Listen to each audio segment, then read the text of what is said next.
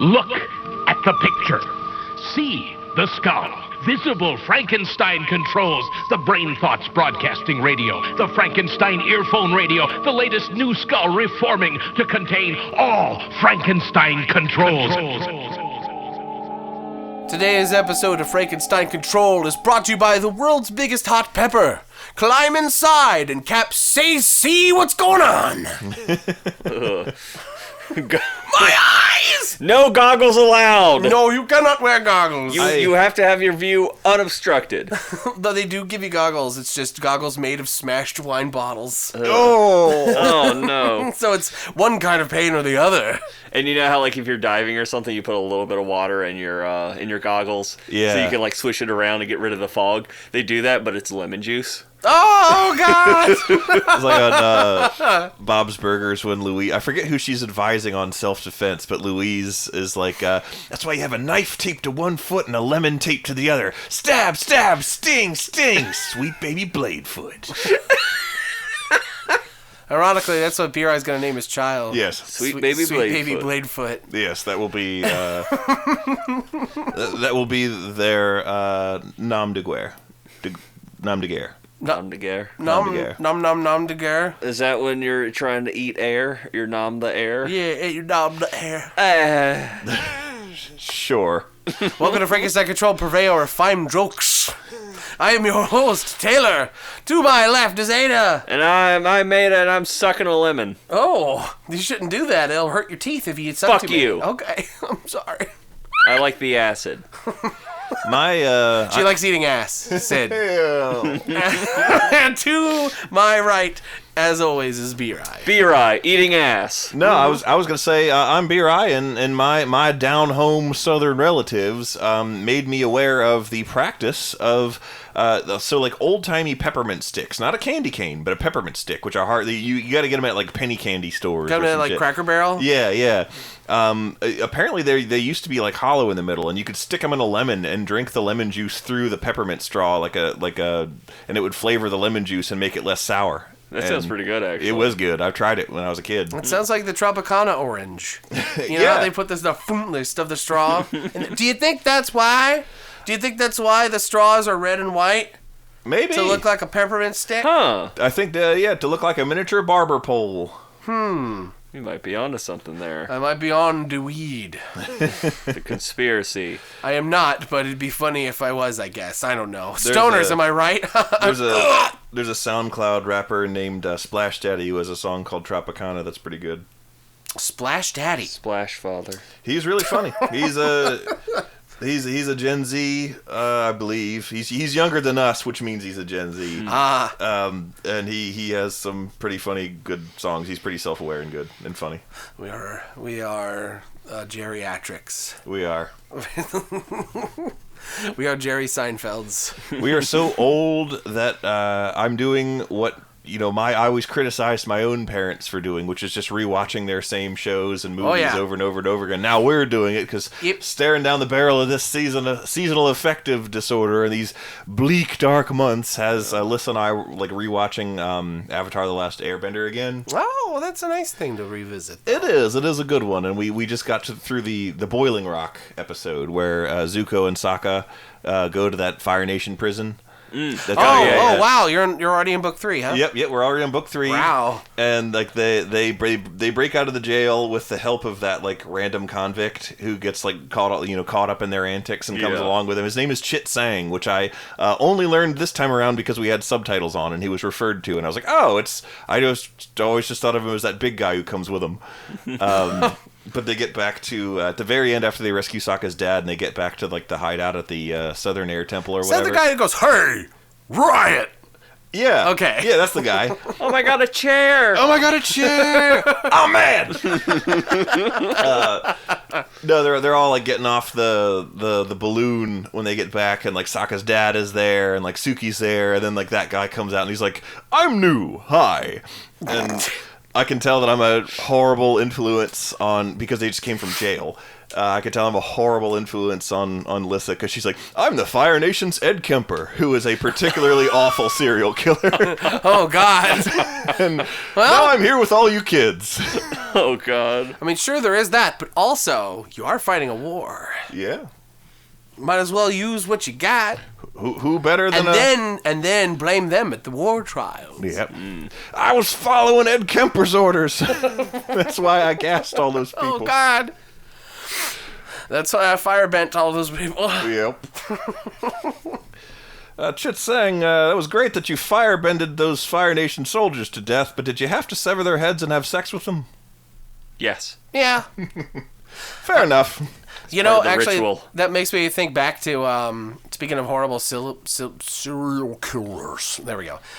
Speaking of that kind of shit, I'm playing New Vegas again. I'm back on my shit. I'm back on my shit once again. I've downloaded a fair amount of, usually I just download mods that, like, add more weapons and variety and cool shit to the game. Like you also do. boobies. But besides all that, this time around, I downloaded a bunch of quest mods. Those are fun. I want new locations. I want quests. That's what the anniversary edition of Skyrim actually added a bunch of new shit to do. So it's a good feel having new shit to do in your old game. Ooh, yeah, it certainly is. As I'm playing it now, I downloaded a few mods. I'll give them shout-outs now, just in case anybody ever wants to boot up old New Vegas again.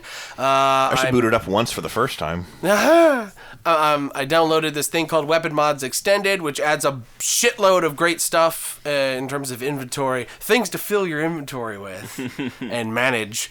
So that's fun. There's a mod called World of Pain, which adds this incredibly huge, like, underground to the wasteland, and then adds a bunch of, like, extra dungeons and shit. It's crazy the amount of extra content in it. It is not voiced, however, so you'll have to deal with a bunch of goofy silent people.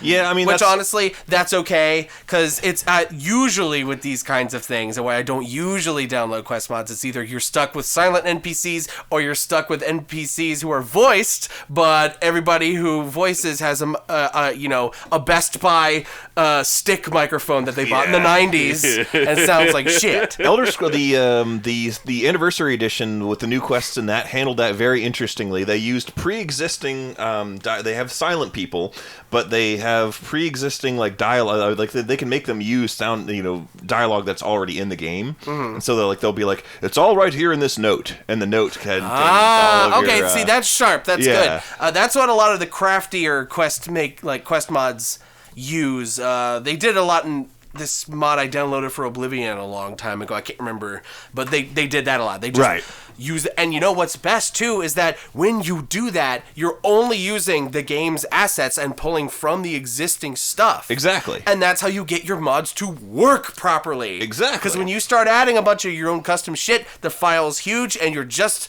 making ways for the game to fuck up. Yeah. So both of these quest mods, use a lot of vanilla assets, but, like, to great benefit, and it's awesome. And then the final quest mod that I downloaded, is called, it's called the Some Guy series.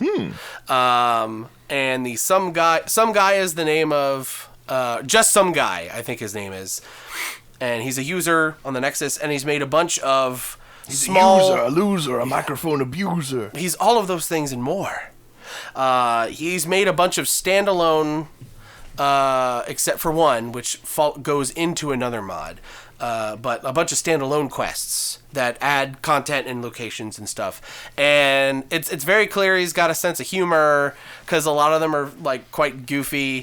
When you read the description page, you're like, hey, wait a minute. But they're pretty solid, all things considered, especially his New Vegas Bounties mods, which is 3 quest lines that are added to the game that add a bunch of new locations, a bunch of new NPCs, and a bunch of new bounties, which that game was sorely lacking.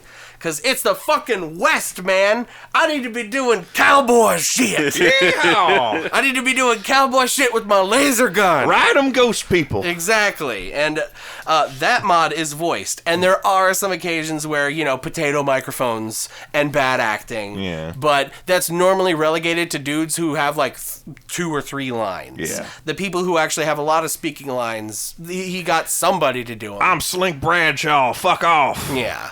And so the culmination of one of these mods, I bring all of this up. The culmination of this bounties mod is that at the end of this quest line, it starts out you're just doing bounties, and eventually you start getting attacked by these random dudes who are like, you need to stop, eking in on our business. Rah! And Right. you're like, what the fuck? We're the regulators. And then you find out that there's another company who's doing bounties, and you're in direct competition with them. And the leader of this organization is called Judge Richter. And he is they actually made him this way. He's a nearly 7 foot tall man in a suit with a bald head. Oh! And he fights with a hatchet. Oh. And the hatchet, when you pick it up, it's like the reddening in the east or something like that. Oh, shit! Yes, I knew you'd like that. I knew you'd like that, V-Ray. Oh, I do heartily. That's a good old fashioned murdery time. Yeah, good old, what's the name of it? My mind escaped. Help. Blood Meridian? That's the word. Nice blood meridian. How do you reference. forget that name? But I don't Despite know. How many times Are you B-Ray telling me to says mention that? this blood meridian that I mention every day at every opportunity? You're a freaking genius, you idiot!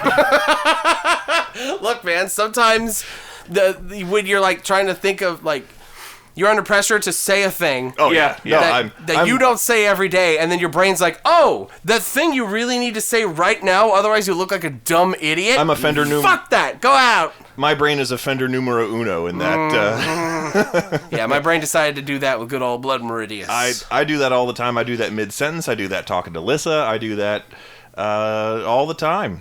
Half the names I've given Pumpkin are because I can't remember his real one when I need to refer to him. You're not gonna go, hey, what are you doing here? Hey, Pumpus. And then Pumpus goes, I live here, asshole. I live here, asshole. That's my recliner. I got the receipt for it right here. Oh, that's another reference.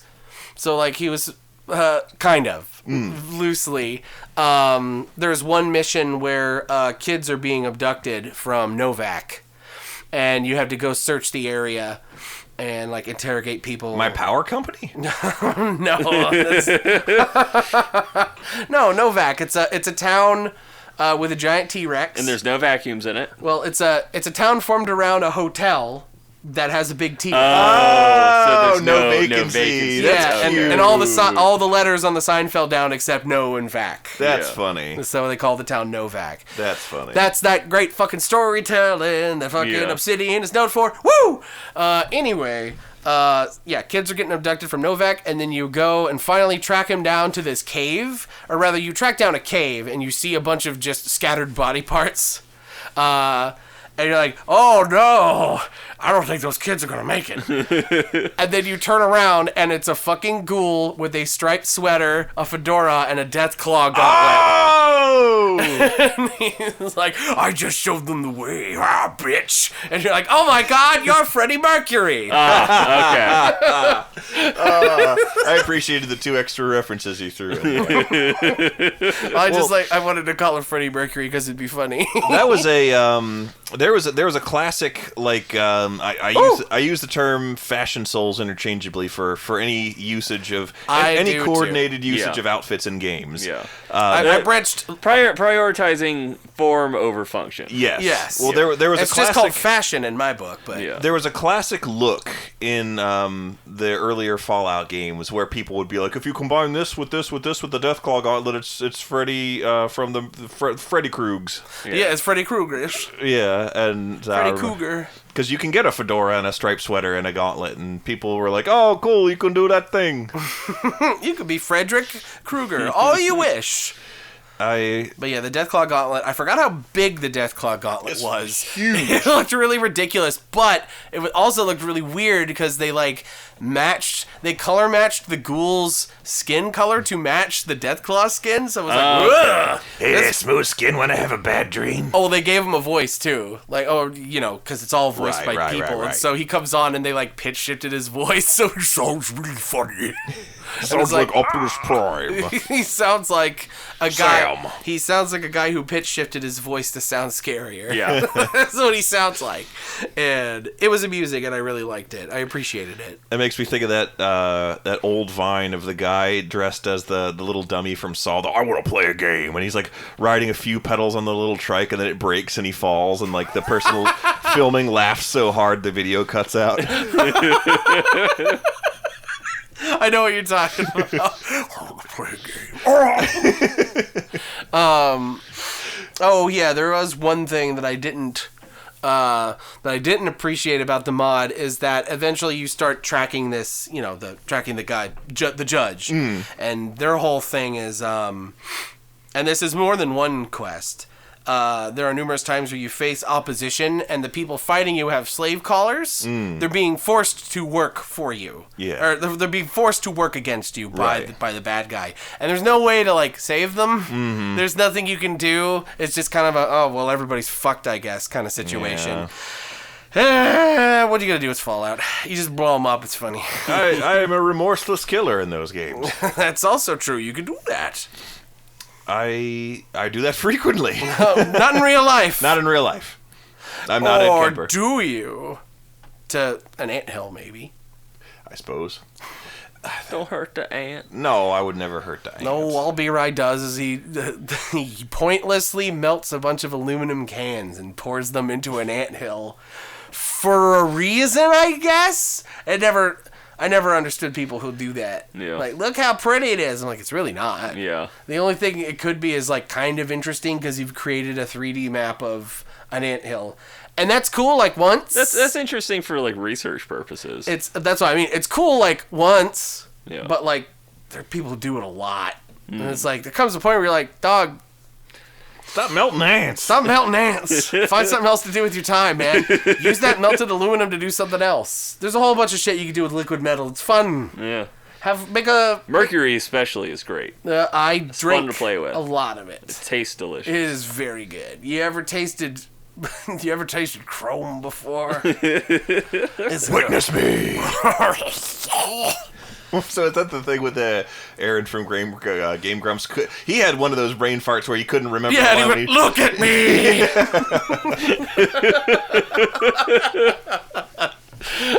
They're going to start doing those again. I'm excited. I am excited as well. Yeah, What, Mad Max? No. Power Hour? Yeah, they're going to start... Oh, Yeah, they're going okay, to start cool. filming Power Hour episodes again. Which, honestly, I'm looking forward to that 9 times out of 10 more than a Grumps episode, if I'm being real. Like, I'm kind of over most Grumps things. I kind of just like when they make that Power Hour content. It's better. Sorry. Unpopular opinions, I guess. I just got to remember to watch any of it instead of sitting there in silence playing Skyrim like I always do every night.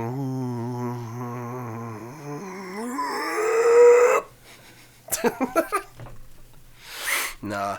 You gotta be like Uncle... Speaking of Avatar, you gotta be like Uncle Iroh. Start doing push-ups. I do push-ups all the time. Start doing sit-ups. I don't do sit-ups because I hate Start them. doing shit-ups. I don't do sit-ups because I hate them, and I get actually a lot of my ab work done through the push-ups, which is technically planking. Yeah. Oh, that is true. My abs are actually usually the sorest part of me after a set of push-ups. Sorest rump. Sora's rump. Sora's rump. Now we're just getting into Taylor's Google history. Oh, gosh. No. Gotta use that Firefox browser, what's private and doesn't save your things, but you can't have multiple tabs in it. You gotta look up use Tor and look up Sora's rump. Look up Sora's rump on Tor. That's not how Tor works. What is Tor? You don't look things up on Tor. I thought it was a browser.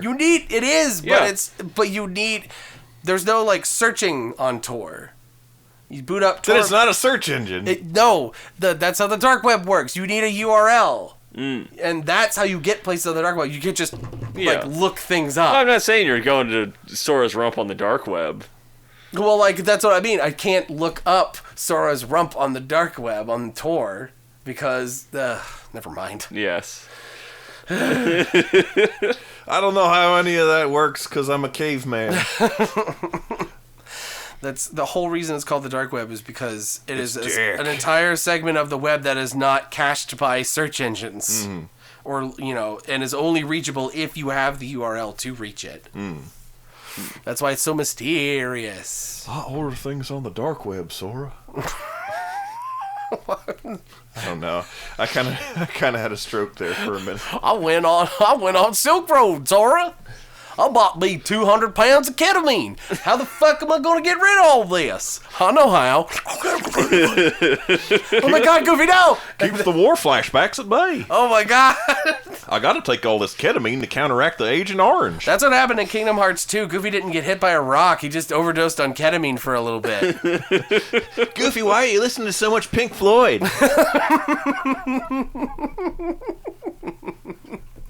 Oh, he's got the really big headphones with the curly. Yeah, the dad headphones. Yeah, the dad headphones with the curly wire. I gotta get me a pair of those now. I do too. Where the fuck do you get dad headphones? They come with the baby. The government just ships you them. You get dad headphones or you get dad dick? You dig through the placenta. Oh my God. And there's your dad headphones. That seems like a fucking Adult Swim thing. Yeah. It does. Like a fucking... Where do you think the umbilical cord is attached to? It just plugs in like a jack. Yeah.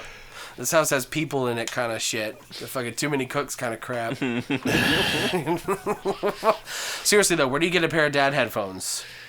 I imagine you just go down to the local Sam Goody and see what they have on offer. Sam Goody. You gotta go to Peebles. You probably find it on eBay. Yeah? Yeah. I'm sure Babbage's has them. $300. Oh, Babbage's. Babbage's. Oh, Babbage's. What? Now that's a name. That's a video game store from Canada or something, isn't it? That's a real... Wait. It was like computer parts and video game tech, generic tech. The only reason I knew what Babbage's was because they sold Pokemon figures in the when in the late '90s. The one at the Annapolis Mall sold Pokemon figures, and I wanted to buy a really really fucking cool Scyther figure that I saw in there. Yeah. And I did not have enough money for it, but I knew in a week I would, so I hid it behind a bunch of other shit. Oh, that's so clever. Then I got my dad to bring me back to the mall later after I had another allowance installment, and then I bought him. Wow, it worked out for you. They didn't did. rearrange the shelves. Well, that says more about how they adjust their inventory than anything else. Yep. You don't. Who needs to shuffle inventory when you got tits like these? You don't need to front face toys.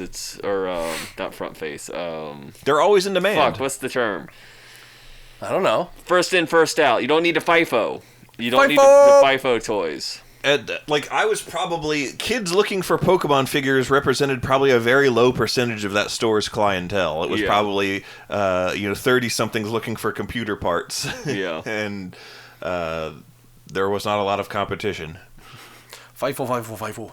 FIFO goes west. FIFO goes west. FIFO goes to hell, the third sequel. That's what Ada said. FIFO goes to hell. Mm-hmm. And FIFO goes south. FIFO goes down to Georgia. Yeah. Looking for a soul to steal. Fievel is the devil. I'm Charlie Daniels. I'm going to tweet some anti-BLM stuff and die. What? That's what he did. Is that the devil went down to Georgia, man? Yeah. Oh, Jeff Daniels? Charlie Daniels. Oh, Charlie Day? do the Charlie noise. Let me adjust my do-rag. Sound just like him. Your toilet do-rag. My toilet do-rag. I love my toilet do-rag. That just looks like you cut off the neck part of a turtleneck and are wearing that on your head. That's what all do-rags are, B-Rye. They're circumcised off of a fully grown turtleneck. That's just a foreskin. That's what I'm saying. Yeah. That's what I'm saying. Turtleneck necks are rings. way longer, and then they get circumcised, and the leftover turtleneck flesh becomes a do-rag. But seriously, B-Rye, that his do-rag was left here by the previous tenants behind his toilet. Oh, I thought you were going to say floating in it. No, That would have been funnier. Floating in the tank like an upper decker. Oh God, no. I only found it after something was going on with my toilet, and I opened the tank to see what was going on because it was leaking or doing that thing where it fills forever, and you're like, no, it shouldn't be doing that. So I open the tank, I look in, I fix the problem, and then I go about my business and do shit. I come back to the bathroom later, and I'm like, what the fuck is that behind my toilet? And I guess somebody lost their I'm told this is a do-rag, so I'm calling it that, but it could be something else. But there was just clumped on the ground behind my toilet, and I'm like, oh, it must have been stuck behind the top of the tank, and then when I took it off, it fell. That's better than a live snake, which we also found behind your toilet that one time. Well, that's also, I put that in my hair too. I put a toilet snake in my hair. Yeah, it's a hair tie. When you say toilet snake, you have to specify a living, breathing reptile snake. Not a doo-doo. Yes. Not a doo-doo. Or, the plumbing. Oh, yeah. Plumbers use a snake. Yeah, we did find a live snake behind Taylor's toilet one time. We did. It was something else, I'll tell you. And by that, I mean, Ada was watching me play Witcher when we heard a bunch of screaming from a few rooms away. More screaming than usual. That's how we knew something was up. More screaming than one should hear from a bathroom. Mm-hmm. That's for sure. That's more screaming in the bathroom than Taylor normally does. Yeah. Something is wrong. And there it was, the toilet snake just staring up at me. And one of my favorite parts about that whole ordeal is Ada trying to chopstick the snake using a broom and another broom. It was a broom and a ruler. And a ruler, yeah. You had a broom and a ruler, and you were trying to chopstick it into a cardboard box. And I remember her going, "This is so scary! Yeah, this is so terrifying!" So funny. It worked. Yeah. I got it in the box. Mm-hmm. It did. And it's funny because you had this really intense, this is so terrifying, but if you looked at your face, you just looked normal. You're just concentrating. Yeah, you were concentrating real hard on not freaking out and getting toilet snake all over you. I'm good in a crisis. Yeah? We both are, actually. And then we only found out later that, it literally was, the least dangerous. Yeah. I figured it was, but even if it's not venomous, you still don't want a wild animal biting you. Yeah, you can't live behind your toilet. Yeah, especially behind your toilet. That's why the snake was so pissed off. He had to smell my ravenous shits, and he fucking freaked out. The weirdest... Snakes smell in stereo. Oh, they do because they have the forked tongue. Well, I'm just imagining shit in stereo, and that's really terrifying. But when they suck it back in, there's these grooves in the bottom of their mouth that have these little holes, and there's two rows of them. Yeah, so they can the signal from the tongues from the forks is separated. Oh. And on left and right, so they can say, "Oh, it smells more like shit in this direction than it does in the other." Wow, they can detect doo-doo at left or right intervals. Yes, among other smells. Among us. But besides doo-doo, but I'm sure that was one of the more prevalent ones in this particular snake's situation. That snake said, "Do you shower in doo-doo?" I'm trying to figure out how that snake got it. It must have crawled up through the Gacy hole we had in the dryer. Yeah. In the washroom. The crawl space we had under the house. There was a trap door in your room. But the weirdest thing is my room was right the closest to that. Why didn't it come into my room? Why did it go? It must have gone all the way through the kitchen, through the house, and into your bathroom instead of just come right into mine. You must have just had the door closed and it was too small a crack for it to fit through. And so instead it just sought another source of dampness, and chances are we kept the door open to the bathroom, and that's how we do. Simple solutions. Or he crawled through the toilet and tried to climb up my asshole like in Dreamweaver. Well, he wasn't wet. There were no wet snake trails. Well, he could have dried off. He could have been there a while. Oh, yeah, Dreamweavers, that movie with the ass snakes that come busting out. And, I remember the horrible creatures that tunnel into your fucking asshole through the toilet and leave you poured out like a bottle of wine. That's how they leave. Fucked. That's how they leave your body. They don't go in that way. That fucked me up when I first saw it. Fucked all of us up. The idea of coring an asshole like that is terrifying and horrible. It's like, what the hell is wrong with you, Stephen King? And Stephen King's like, a lot of things. I gotta write these stories to get them out. Read my tweets on Twitter. Ah! I wonder what he's doing now that he doesn't have Trump to complain about. Because that was 90% of his tweets when I used to be on Twitter at all. Yeah. He was one of the few people that I actually followed just because I follow Stephen King on Twitter. Hey everybody, I'm Stephen King. Trump's an asshole. He looks like Lurch. Stephen King does? Yeah. Did I ever tell you guys about the Stephen King Monster Man? Oh, yeah, we know all about Stephen King Monster Man. But do the folks at home know about Stephen King Monster Man? I think they do, but tell us again. Open the Monster Manual. What they don't tell you about Stephen King Monster Man. This is episode 201, so now we're just restarting everything. Yeah. It's a soft reboot. Yeah, this is a soft reboot. The names are slightly different for now. Yeah.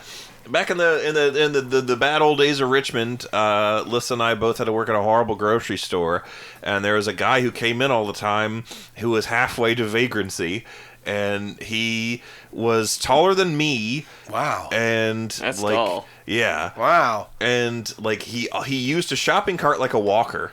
And I think he had some things wrong. He had like his foot was ensconced in a plastic apparatus of some orthopedic origin, I can only assume. Oh my God. He had a frightening, really deep voice like this.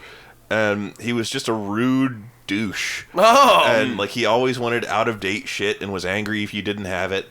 And like he only ate expired food. Yeah. And from the neck up, he looked like Stephen King. Yeah. And he really looked like Stephen King. But he looked like Stephen King's head on this...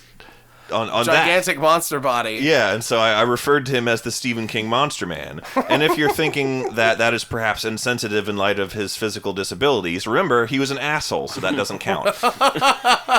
I'm not sure it works that way, but go ahead. It works as far as I care. Yeah. And I had a realization one day where I was like, I don't know where Stephen King lives, and I've never seen him in an interview from the How do you not know he lives in Maine? Of course Every single thing he writes is in Maine. Well, it's just because he's a Lovecraft fanboy. He sets everything there. That'd be really funny if he lived in, like, fucking Idaho. Yeah. I was like, I've never seen Stephen King in any interview from the neck down. He's always speaking to the pundits, and I was like, could Stephen King Monster Man be Stephen King? No, because Stephen King doesn't have a terrifying pitch-modulated voice. I knew it wasn't, but it was more amusing to consider the possibility than not. You know, Stephen King. This is what Stephen King sounds like. And I like the end of that story is that years later you're watching some show and Stephen King is like being interviewed on it, and Lissa starts losing her goddamn mind because she didn't know what he looked like. That was the first time she'd actually seen the real Stephen King. My God. And she finally put it together like, he does? That guy did look like him. Yeah. Oh, that's awesome. Stephen King was on the news is what it was. Okay. And she's like, oh my God, yeah. He did. That's why you always called him that. Well, that's fantabulous that you got to solve that mystery together. And speaking of solving mysteries, there was a mystery of a certain missing Taco Bell taco from the refrigerator. You wouldn't know anything about that, would you, Ada? I stole it. Oh. Well, I probably shouldn't have called the police, the National Guard, the SWAT team, the KGB. Taylor, I will admit, you are absolutely right in doing all those things. Oh, well, that's good. I'm going to be locked up for a long time, and I deserve it. For stealing your Taco Bell taco. That was her third strike. Yeah. The third strike law. Yep, She has to go to prison they're going to take me now. to the vet. They're going to put me down. Oh my God! FBI, everybody get the fuck down! Shut that fucking dog up! No, that's just Taylor!